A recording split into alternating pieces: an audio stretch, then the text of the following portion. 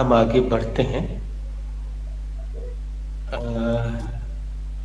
दीपिका, तुम्हारे बैच में हमने हैव टू पर कोई एक राउंड चलवाया है? सर मैम ने करवाया था। लगभग 10 राउंड्स चले थे हमारे। ओके दीपिका, यहाँ पे हम क्या रखेंगे? Sir subject. सब्जेक्ट। हम व्याकरण की भाषा में एक दूसरे से बात कर रहे हैं। यहाँ हम सब्जेक्ट रखेंगे। अब हम पुकार लेते हैं नम्रता का नाम। नम्रता बताओ, हम यहाँ क्या रखें? वर्ब की फर्स्ट फॉर्म। Very good. एक टॉफी और नोट कर लो। क्रिया का पहला रूप रखेंगे। क्रिया का पहला रूप क्यों रखें? क्योंकि सर टू के बाद हमेशा क्रिया का पहला रूप ही आता है। इतना सिंपल सा नियम है। टू के बाद हमेशा क्रिया का फर्स्ट फॉर्म आता है। ये एक नियम है, पूरे समय चलता जाएगा, आप इसका एंजॉय कीजिए। और हम, ये भूतकाल है हैव टू का। हम इसके दो प्रयोग सीखेंगे आज। इसका प्रयोग भी कंपल्शन एंड डिटर्मिनेशन, दो अलग अलग स्थितियों में किया जाता है। पहले हम इसका प्रयोग कंपल्शन के लिए करेंगे। क्या किसी को कंपल्शन का हिंदी पता है तो बताएं। पटेल? मजबूरी सर। यस, करेक्ट, मजबूरी। तो इसका पहला प्रयोग हम कंपल्शन यानी मजबूरी के लिए कर रहे हैं। और पहला राउंड हम हमेशा आई से खेलते हैं दोस्तों, आप जानते हैं। तो सब लोग आई सब्जेक्ट पहली बार रखेंगे। तो हम शुरू करते हैं आई से। I had to have 10 more फुल्कीज because of challenge. मुझे 10 और फुल्की चैलेंज के कारण खानी पड़ी। आपके हिंदी वाक्य के अंत में पड़ा या पड़ी शब्द मजबूरी दिखाएगा, प्रदर्शित करेगा। हम शिवांग का सेंटेंस दोहरा रहे हैं।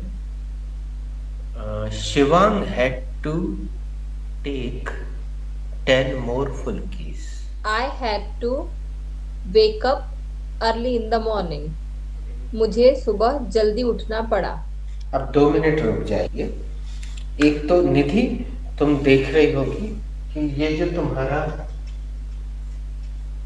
आई है, बेटा निधि, हमें ऐसा आई लिखने की हैबिट है और अधिकतर ऐसा आई तुमने देखा है, तो इसको जरा नोटिस करना।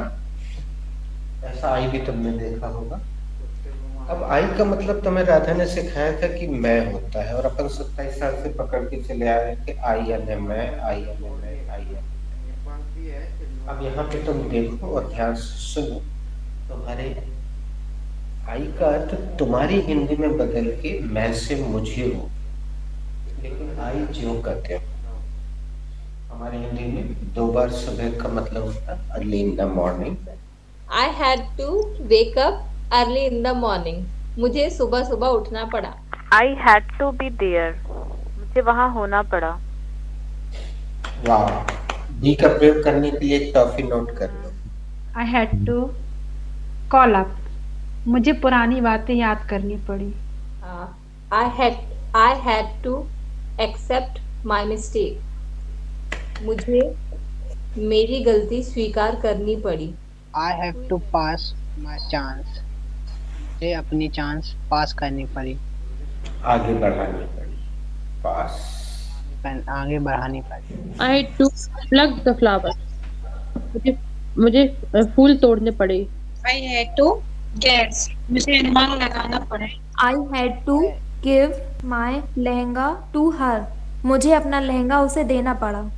I had to study overnight when I was in college. मुझे रात भर पढ़ाई करनी पड़ती थी जब मैं कॉलेज में थी। I have to pay extra amount. मुझे एक्स्ट्रा अमाउंट पे करना पड़ा। I had to make excuse as I am late today. मुझे बहाना बनाना पड़ा क्योंकि आज मैं लेट थी। She had to face exam for the job. उसे जॉब के लिए परीक्षा देनी पड़ी। neighbor had to borrow money. पड़ोसी को रुपए उधार लेने पड़े थे. Miser had to give money. कंजूस को पैसे देने पड़े. जीजा जी had to hide his shoes. जीजा जी को अपने शूज छुपाने पड़े. She had to compromise. उसे समझौता करना पड़ा. Student had to work hard. विद्यार्थियों को कड़ी मेहनत करनी पड़ी. एक सेंटेंस हम से सुन लो. Salman had to remain unmarried. Salman को अविवाहित रहना पड़ा.